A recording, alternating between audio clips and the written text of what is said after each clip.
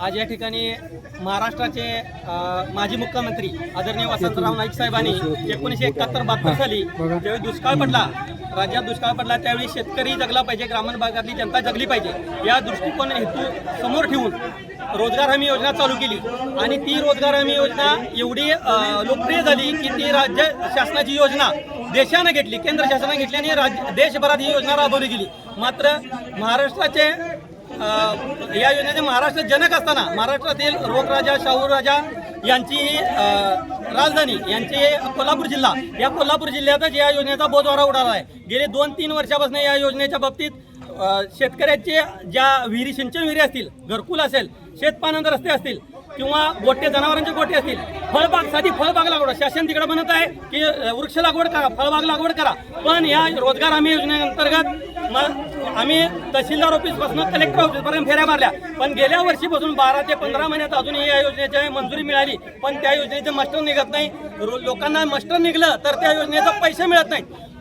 या योजनेचा दृष्टिकोन काय आहे की रोजगार हमी योजनेअंतर्गत 15 दिवसात मागणी काम केलं ग्रामपंचायत की 15 दिवसात काम मिळालं पाहिजे.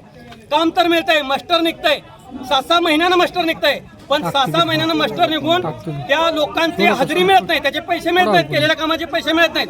ते कामाचे पैसे मिळायला 6-6 महिने वर्ष जाते. मग त्या लोकांनी काम करून खायचं काय, आज हा प्रश्न आहे. म्हणून आम्ही या पंचायत समितीला आज सर्व शेतकरी बंधूंना घेऊन या ठिकाणी आलो.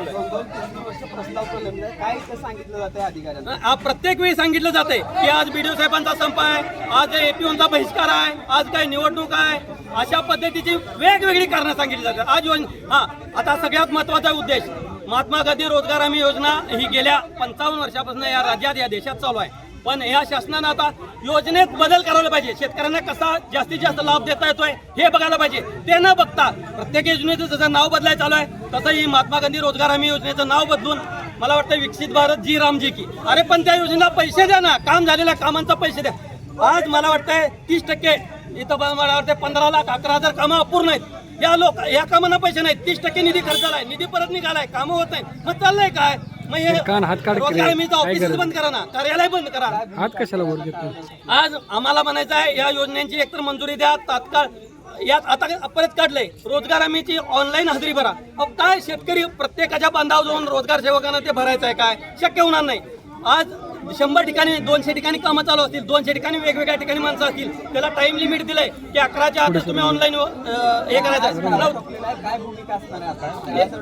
हे बघा, कामांची तात्काळ मंजुरी दिली पाहिजे, मास्टर लवकर निघलं पाहिजे, त्यांचा पैसे लवकर जमा झाला पाहिजेत. आणि त्याचबरोबर हे सगळ्यात महत्वाचा विषय ज्या मजुरांची ऑनलाईन हजेरी घ्यायची आहे ते थांबवलं पाहिजे. कारण काय आहे, 200 ठिकाणी जर मजूर काम करत असेल तर एकटा रोजगार सेवक मजूर ऑनलाईन कुठं जाऊन करणार, त्याला 2 तास दिले. 9 ते 11 मध्ये तुम्ही ऑनलाईन मजुरी मजुरांचा ऑनलाईन नोंदणी करायची. पण तो 200 ठिकाणी कसा जाणार? 200 ठिकाणी वेगवेगळ्या शेतात लोक काम करतच नाहीत.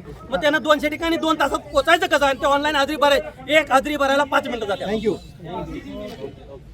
धन्यवाद. आविष्कार इन्फ्रा तुम्हाला देत आहे विविध लोकेशन्सवर NA प्लॉट्स आणि प्राईम फ्लॅट्सचे प्रोजेक्ट्स. नंदिनी जाधव नगर, शांत निवांत कोल्हापुरात घर म्हणजेच नंदिनी जाधव नगर. मल्हार रामगिरी, तुमच्या स्वप्नातील बंगल्याची पहिली पायरी. मल्हार रामगिरी हातकणंगले. पॅनोरमा हिल्स आंबा, सह्याद्रीच्या कुशीत निसर्गाच्या सानिध्यात तुमचं स्वतःचं farm house. Padmavira city Jaysingpur, एक आधुनिक लाईफस्टाईल देणारा 1 and 2 BHK होम्सचा प्रोजेक्ट.